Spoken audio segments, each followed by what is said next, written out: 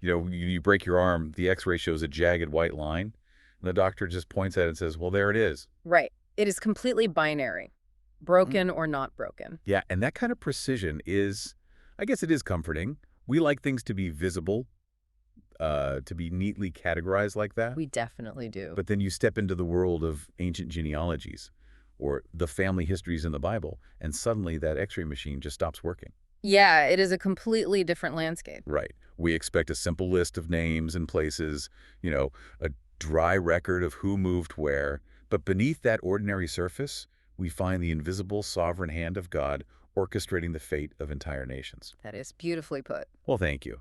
And welcome to Reformed Thinking. Today, we are pointing our theological X-ray at a tiny, easily skipped footnote in the book of Genesis. We are taking you on a custom-tailored deep dive into the source material today, specifically Genesis chapter 36, verses 6 through 8. Yeah, and on the surface, this reads like the ancient equivalent of a change of address form. It really does. I mean, it's just the logistics of Esau packing up his family and moving away from his brother Jacob. But our mission for this deep dive is to look past those ancient real estate transactions. We want to uncover the massive theological weight hiding right there in plain sight. Absolutely, because, for a lot of people reading this, Genesis 36 is just a section you speed read to get to the good stuff. Oh, for sure. It is a genealogical record. It is full of hard-to-pronounce names and obscure geographical markers. Yeah, my eyes usually just glaze right over it. But to understand what is happening in verses 6 through 8, you really have to grasp the sheer, staggering scale of the action. Okay, so paint that picture for us. What is the scale here? Well, Moses writes that Esau took his wives, his sons, his daughters, all the members of his household, his livestock, all his beasts, and all his property that he had acquired in the land of Canaan. Wow. That is an exhaustive list. It is. He gathers literally everything. He does not leave a single fragment of his life behind in Canaan. So he is not just sending, a few servants ahead to scope out the new territory while keeping a foothold near his brother. No, not at all. This is a comprehensive, decisive relocation. I am trying to picture the sheer mechanics of a move like that in the ancient world. It would be massive. We get stressed packing cardboard boxes into a U-Haul truck. This is a massive caravan we are talking about. Right. This is essentially an ancient corporate enterprise uprooting itself. Yeah, we are talking about hundreds, maybe even thousands of animals. Easily. And dozens, perhaps hundreds of servants, dependents, shepherds, and armed guards. And the tents. Tents that require multiple animals just to carry the heavy fabric and the wooden poles. Just think about the noise, the dust, the logistical coordination required to move water and food for that many living creatures across a really harsh terrain. It's basically an entire migrating city. That visual is incredibly accurate. Moses details that exhaustive inventory for a specific reason. Which is what? To show that this is the formal, total transfer of Esau's existence. He is not taking a vacation here. Right. He is completely severing his physical ties to the land. Exactly. The two brothers had been contrasted from the womb. If you recall the oracle given to Rebekah much earlier in Genesis, God declared that two nations were in her womb. Oh, right. And that the older would yield to the younger. Yes. So what we're reading here in verse 6 is that prenatal distinction taking concrete historical form. That makes a lot of sense. The division that started before they were even born is now literally playing out on the map. That is it. I noticed a very specific phrase in the text, though. It says Esau went into a land away from his brother Jacob. Yes, that phrasing is crucial. He is not just seeking a new zip code, he is specifically moving away from this specific person. What is the actual Hebrew language doing there? That is a great question. The Hebrew phrasing is mipene. Mipin, okay. Does that carry more weight than just a basic directional marker? It really does. It translates to moving away from, or, if you want to be more literal, from the face of Jacob. From the face of trend. Wow! Yeah. In the context of the ancient Near East, retreating from the face of someone is a highly loaded action. How so? Well, it is not about finding a climate with better weather or finding a more scenic view for your tents. It carries the distinct connotation of yielding territory. Go. It is a formal acknowledgement of supremacy. Wait, really? So Esau is voluntarily vacating the land of promise. Yes, he is effectively ceding it to the chosen heir, to Jacob. That changes the whole tone of the passage. Furthermore, the genre here is historical narrative, right?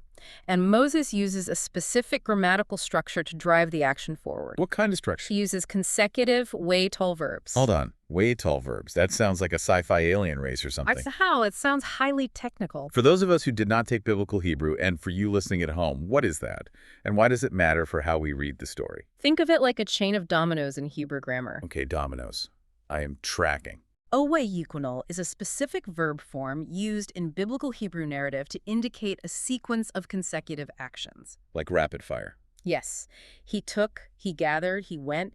It creates a rapid, unbroken chain of events in the text. I see. So when Moses strings these verbs together like that, he is deliberately painting a picture of relentless, unfolding action. Exactly. There is no hesitation in the grammar. There is no pausing to reconsider. The grammar itself reflects the orderly, inevitable unfolding of God's providence. That is a perfect way to put it.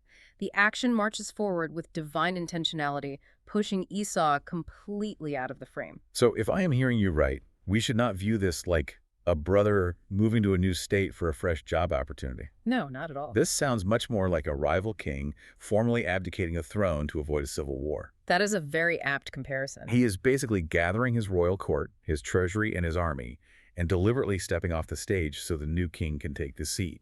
That political and covenantal analogy is spot on. Esau is an emerging patriarch with the wealth and household size of a regional king. Right.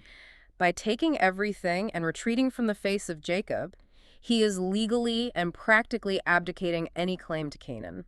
And the narrative shows us that the tearful reconciliation between the brothers, which happened a few chapters earlier, did not erase their distinct destinies. Yes, they could embrace as brothers, they could bury their father Isaac together, but they could not share the same role in redemptive history. The trajectory of Esau's line must go one way, and the trajectory of Jacob's line must go another. Correct. And seeing how comprehensively Esau leaves, the obvious question is why? Why uproot an entire empire-sized household? The text gives us a very practical reason in verse 7. And this is the part that I find genuinely shocking. It introduces this concept of prosperity acting as a velvet trap. Verse 7 supplies the immediate practical reason for the split. Which is, it states that their combined possessions were too vast. The land of their sojournings could not sustain them both because of their livestock. on the surface, then, the problem is not renewed personal hostility. No, the issue is material abundance. It is a massive logistical nightmare. They simply have too much stuff. Yes. The glass is disappearing faster than it can grow back, and the wells cannot support the sheer volume of animals trying to drink from them every day. So the environment itself is breaking down under the weight of their wealth. The Hebrew word used here is nasa. NASA, like the space agency? Sounds like it, yes. But it means to bear or to carry. Oh, wow, okay. The land of Canaan, physically and spiritually, could not bear the combined weight of these two households. Because Canaan is a type of the Holy Kingdom, right? A set-apart geography. Right. It cannot sustain the cohabitation of the chosen line and the non-elect line. So the land itself acts as a silent witness to the divine decree. Yes, the physical environment literally forces the division. I am really struggling with this, though. Why is that? Because everything else in Genesis tells me that wealth, herds, servants, tents, massive households, is the ultimate sign of God's blessing. That is a very common reading. I mean, Abraham had it, Isaac had it, Jacob is currently experiencing it. Right. So why is Esau's wealth suddenly a weapon being used against him? Why isn't this abundance seen as a blessing for Esau? It is a striking contrast. How do we reconcile massive prosperity with the idea that he is actually being exiled? That paradox is the beating heart of this passage. Okay, unpack that for us. We can label this the Esau syndrome. The Esau syndrome, I like that. It is the terrifying reality that a person's very riches can become the providential vehicle for their spiritual exile. Wow. Let that sink in for a second. Esau's earthly success is the exact mechanism God uses to remove him from the land of promise. That challenges literally everything human nature assumes about visible material success. It absolutely does. We assume that if a person's bank account is growing, if their business is expanding, if their literal herds are multiplying, then heaven must be smiling upon them. Right, we think, oh, they must be doing something right. God favors them. But here, the abundance is the agent of removal. So his wealth is actually a velvet trap. Yes. He looks at his ledgers, he sees the profits going up, he realizes he needs more space to manage his growing empire, and he thinks he is making a brilliant, upwardly mobile business decision. That is exactly what is running through his mind. But spiritually, he is walking right out of the covenant inheritance. He is managing himself right out of the promises of God. That is the profound tragedy of it. Oh, wait, let me rephrase that. That is the massive tragedy of it. It really is. We have a striking literary parallel here to Genesis chapter 13 as well. What happens in chapter 13? In that chapter, Abram and Lot separated for the exact same logistical reason. Oh, that is right. Lot and his flocks. The text there also noted that the land could not support them both because their possessions were so vast. So Moses is deliberately connecting these two events. Yes. Moses uses that verbatim literary echo to show the listener a recurring pattern. What is the pattern? God frequently uses material circumstances, specifically overwhelming wealth, to distance the worldly line from the holy line. Wow. Lot chose the fertile plains of Jordan because it looked like good real estate. And he ended up in spiritual ruin in Sodom. Right. And now Esau chooses a different region, but the practical cause, too many possessions, too little room, results in the same spiritual distancing. It is a consistent biblical theme. It is staggering to think that God uses something as mundane, as ordinary, as grazing limits and water rights to execute his eternal decrees. We often miss that in our reading. We really do. Yeah. We expect parting seas and flaming bushes, but here, the decree of God is carried out by sheep eating too much grass. It reveals the hidden, quiet wisdom of divine providence. God governs practical necessities. Yes, space, pasture, household size, the daily needs of animals. He uses all of it to bring his redemptive purposes into visible historical form. So there is no obvious miracle recorded here. None at all. No fresh oracle from heaven. No dramatic judgment scene with fire and brimstone. Just a man looking at his massive herds, realizing the grass is gone, doing some quick mental math, and deciding to move. Yet in that ordinary, rational act, the sovereign God is advancing the separation of the two lines.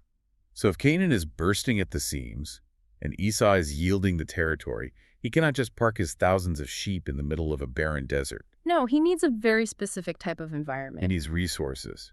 He needs a stronghold. Where does a man with that much to lose go to protect it? That brings us to verse 8, which gives us the geographical outcome. Okay, let's look at verse 8.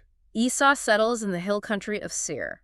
The text concludes with this massive, heavy phrase, Esau is Edom. Esau is Edom. That is a heavy pivot. This is where we see geography functioning as theology. Geography is theology. How does that work here? In the biblical narrative, where a family settles, reveals their standing in relation to the promises of God.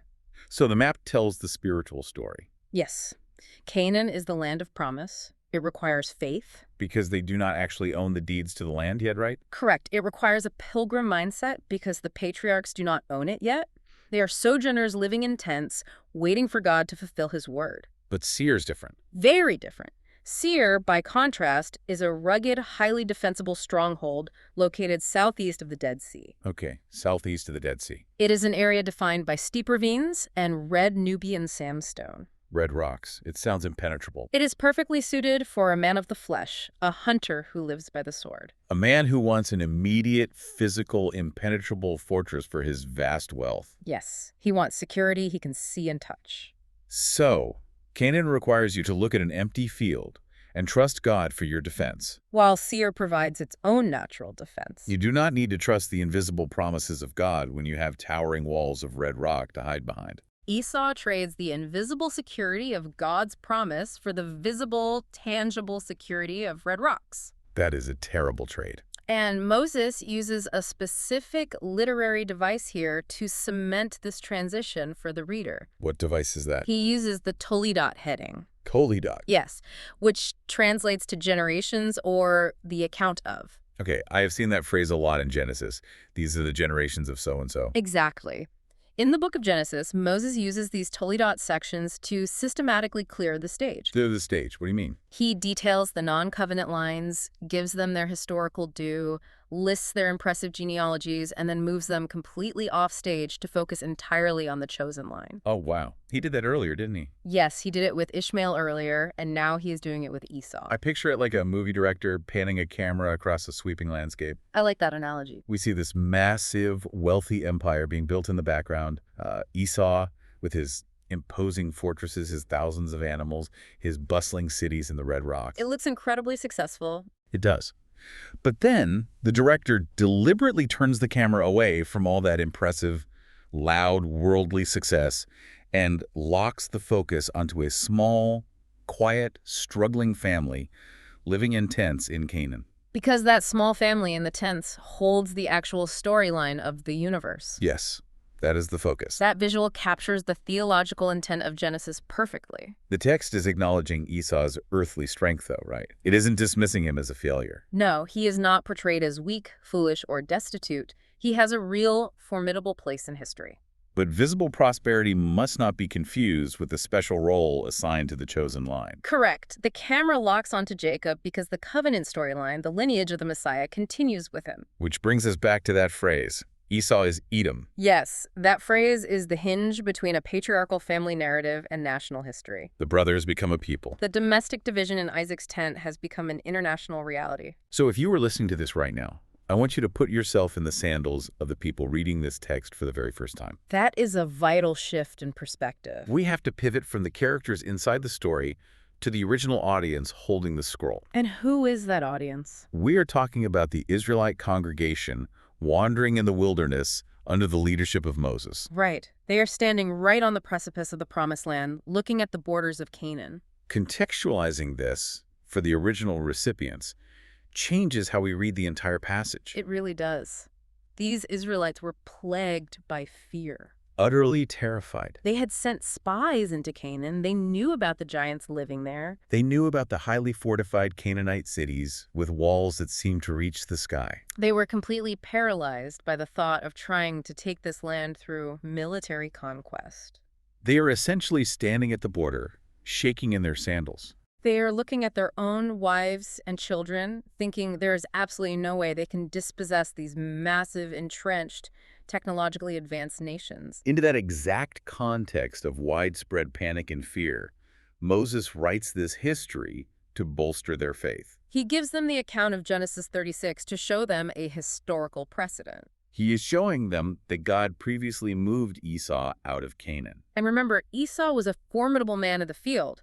He was backed by immense wealth, hundreds of dependents, and significant military capability. Yet God moved that massive threat out of the Promised Land without a single arrow being fired. Exactly. Not one casualty. So, by reading a family history, Moses is basically conducting a masterclass in overcoming the fear of man. That is a great way to summarize it. He is showing them that God's strength does not always look like lightning from heaven. Sometimes it looks like an opponent voluntarily packing their bags and walking away. It is a pastoral and prophetic burden Moses is carrying.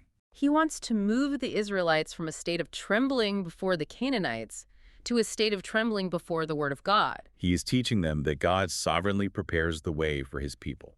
If God could clear out Esau's massive, intimidating household, using nothing but the logistical pressure of grazing land and a desire for wealth, then God can certainly drive out the Hittites, the Jebusites, and the Amorites. We tend to think of history as just a list of facts to memorize for a test. Or dates on a timeline. Right.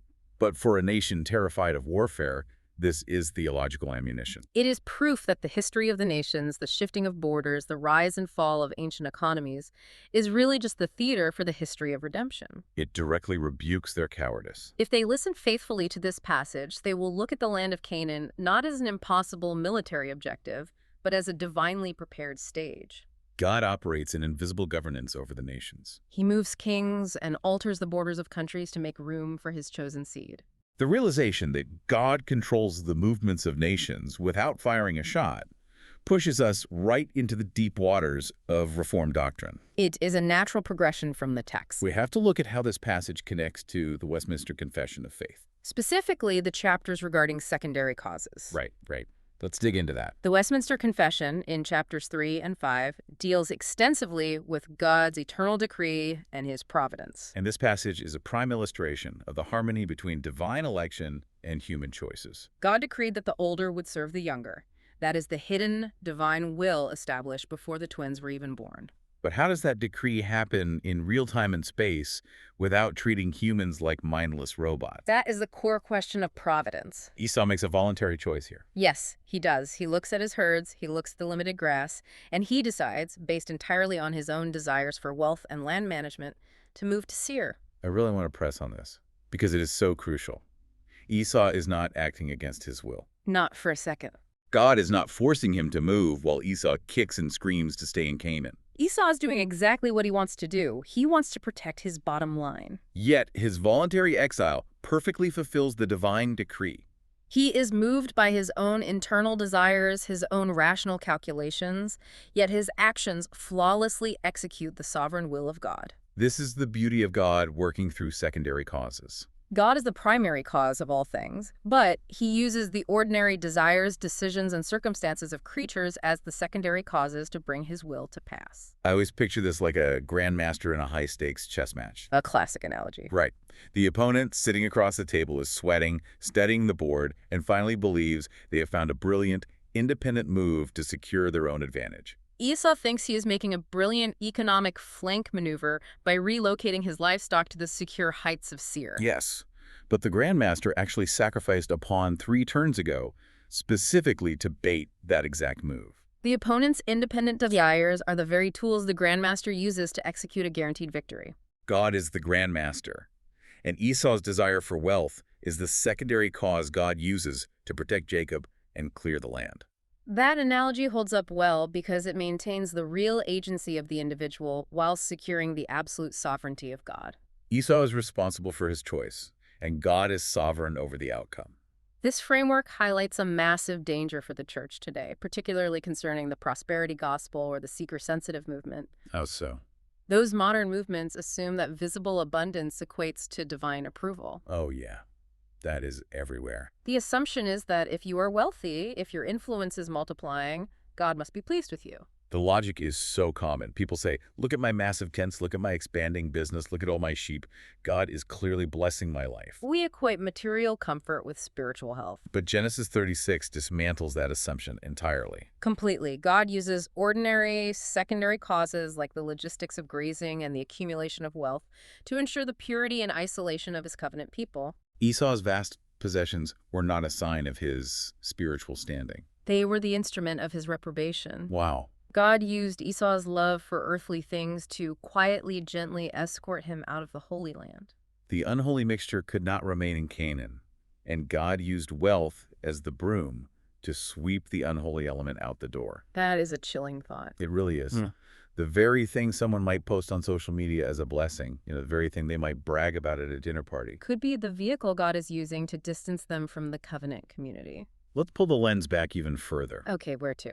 We need to look at how this ancient separation between two brothers in tents points toward the New Testament. The Christ connection and the eschatological horizon. Yes, because all of Scripture finds its center in Jesus Christ. This passage contributes to the redemptive storyline, not through a direct spoken prophecy, but by preserving the physical bloodline. The land of Canaan demanded holiness. It could not tolerate the profane presence of Esau dwelling alongside the chosen line of Jacob. This geographical separation exposes a fundamental human inability, doesn't it? It does. Fallen man cannot inhabit God's holy presence. So the separation is structurally necessary to keep the channel open for the Messiah to eventually be born. If Esau stays, the holy line compromises, assimilates, and disappears into the culture of the Canaanites and the Edomites. So God is clearing, preserving, and directing the historical channel through which the Redeemer will come. And this points us directly to Jesus as the greater Jacob. Jesus is the true Israel. He did not merely inhabit the land by a decree. Let me rephrase. He did not only inhabit the land by a decree, he perfectly obeyed God's law to secure a permanent heavenly inheritance for the elect. Think of the contrast between Esau and Christ. It is a stark contrast. Esau traded his birthright for a bowl of stew to satisfy a temporary physical hunger, and later he traded the promised land for the earthly, visible strongholds of Seir. But Christ, when he was in the wilderness, refused the kingdoms of this world when they were offered by the tempter. Christ secured eternal redemption, flatly refusing the velvet trap of earthly glory that caught Esau. For our listener who might be wondering, when we draw these connections between Genesis and Jesus, we aren't doing artificial allegory here, right? No, absolutely not. We are looking at the actual historical mechanics of how God protected the bloodline of the Messiah. We are tracing the literal family tree and the theological patterns that God repeats throughout history. We are tracing covenantal inheritance. It is a historical redemptive pattern of separating the two seeds. The seed of the woman and the seed of the serpent. And this history also sets up a specific eschatological framework found in our source material, often associated with premillennialism and dispensationalism. Okay, let's slow down right there. Sure. For the listener who hasn't been to seminary, what do those massive theological labels actually mean on the ground? And how do they connect to Esau moving to the Red Rocks? In plain terms, these frameworks look at how God deals with different groups of people throughout history and how the end of the world will unfold. Okay, that makes sense. They point out that the New Testament develops the separation between the brothers by identifying Edom, which is the nation that comes from Esau, as the archetypal enemy of God's people. Edom becomes the biblical prototype for the hostile secular world system that opposes the kingdom of God. So Edom becomes shorthand for any kingdom built on human strength, wealth, and the sword, standing in opposition to the kingdom of faith. Yes, exactly. The prophet Isaiah anticipates a day of final judgment when the Messiah will come from Edom with dyed garments from Bozrah, treading the winepress of God's wrath. Wow, so Genesis 36 is a historical shadow of that final end times judgment. It points to the end of human history, where the King of Kings will definitively separate the sheep from the goats, the wheat from the chaff. Christ has the absolute authority to clear his kingdom of all that offends, just as God cleared the land of Canaan of Esau's massive household. What started as two brothers arguing over a bowl of lentil stew expands into two distinct nations. And eventually points to the final cosmic separation at the end of the age. That is a massive scale. With that theological and historical framework built, we really have to turn to what this means for daily life. Application is vital. We cannot just leave this in the ancient Near East or in the end times. How does the velvet trap function right now, today, for you listening? The primary tension here for the modern believer is the acute conflict between upward mobility and local church fidelity. We see the Esau syndrome played out constantly today. Sociological statistics show that financial success and corporate relocations often drive families away from Orthodox confessional churches. I see this happen all the time. You get the promotion, the company says you need to move across the country to a new city to run the new division. You look at the logistics. The housing market is great, the public schools are top tier, the salary is doubled, the stock options are lucrative. It looks like perfectly green pastures. It looks like the ultimate blessing. But there is a catch. Always a catch. There is no faithful church anywhere near the new city. Like Esau, people allow their careers and their bank accounts to become the vehicles of their spiritual exile. They chase the green pastures of the secular market at the expense of the covenant community. They take their modern livestock and goods,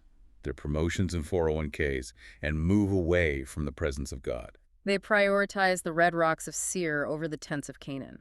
And the tragic part is that everyone in their life congratulates them on the move. Just like Esau's men probably congratulated him on securing the impenetrable fortresses of Seir. Our culture throws going-away parties for people who are taking a massive spiritual demotion for a financial upgrade. That is a piercing observation. How do the sacraments of the Christian church connect to this idea of separation? The sacraments make this spiritual separation visible and tangible. Tell us more about that. Believers' baptism acts as a public mark. It is a definitive going out from the world, much like the physical separation prefigured in Genesis. So when you are baptized, you are visibly stepping away from the domain of the flesh Away from the priorities of Edom to be joined to Christ. and the Lord's Supper. It provides a stark contrast to Esau's choices. Esau was satisfied with temporal feasts, selling his birthright for a single meal. He wanted immediate physical satisfaction. But the believer finds true, lasting satisfaction at the table of the Lord. We receive spiritual nourishment that far outweighs the temporal goods and earthly security of Seir. We are called to have that patient, tent-dwelling faith of Jacob, waiting on the promises of God rather than demanding the immediate stone fortress security of Esau. This has been such an incredible walk through the text. It is amazing what lies beneath the surface. We started with what looked like ancient real estate logistics, And we found the sovereign Grand Master of the universe protecting the bloodline of the Messiah. God's people must be a separate people. Our daily desires, our financial decisions, and our loyalties have to be shaped by the promise of an eternal inheritance, not the fleeting, temporary goods of this world. So as we wrap up, I want you to look closely at the successes, the promotions, and the comforts in your life right now. Are those blessings drawing you closer to the promises of God? Or are they silently functioning as a velvet trap, moving you away from His presence? Thank you so much for joining us for this deep dive into the source material here on Reformed Thinking. We will catch you next time.